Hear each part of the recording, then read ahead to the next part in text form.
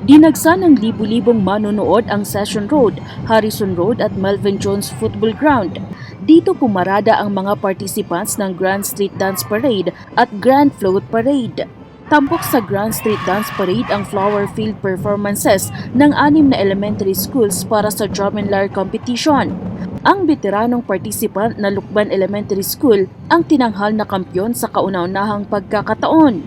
Nakakabighani naman ang performances ng 7 participants sa festival dance category. Tinanghal na kampyon ang second-timer na participant na Tribu Rizal mula Kalinga Province. Ayon sa Baguio City Police Office, tinatayang aabot sa 16,000 ang mga nanood noong Sabado sa Grand Street Dance Parade. Tampok naman sa Grand Float Parade ang higit 30 na makukulay na mga floats. Ginawang palamuti at disenyo ang mga bulaklak mula Benguet Province gaya ng chrysanthemums, anthuriums, roses, liliums at iba pa. Mas agaw eksena pa ang mga float dahil ginamitan ito ng recycled materials. Iba-iba man ang tema ng floats na binigyang buhay sa pamamagitan ng mga intricate designs at captivating visuals.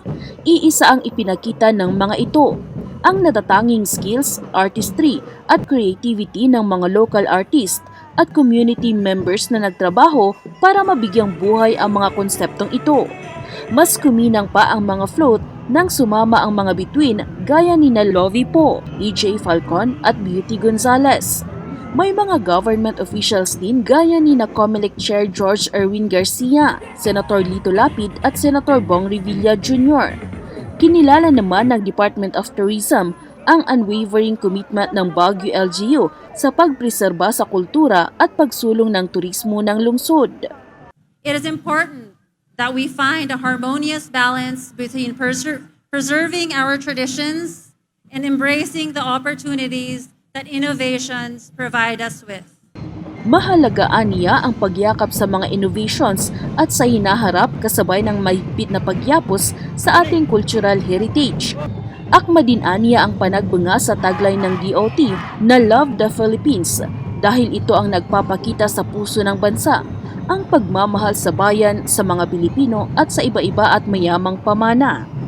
Your efforts serve as an inspiration to the entire nation, reminding us of the transformative power of cultural preservation and the limitless possibilities that lie within the tourism sector. Ayon naman kay Mayor Benjamin Magalong, nagsilbing beacon ng pag-asa, galak at inspirasyon ng mga residente at mga bisita ang panagbunga sa loob ng higit 2 dekada at naging simbolo ng pagsisikap ng Baguio na ipreserba ang mga tradisyon nito kasabay ng pagyakap sa pag-unlad at mga innovations.